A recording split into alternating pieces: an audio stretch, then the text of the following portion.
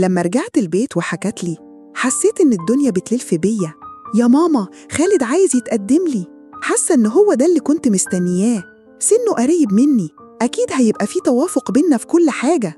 كلامها كان بيوجعني. أحمد اللي شالها، أحمد اللي حبها، أحمد اللي فرح لفرحها، هي دلوقتي بتقولي عايزة تسيبه عشان واحد تاني. دلوقتي أنا في نار. هل بنتي هتعمل حاجة حرام؟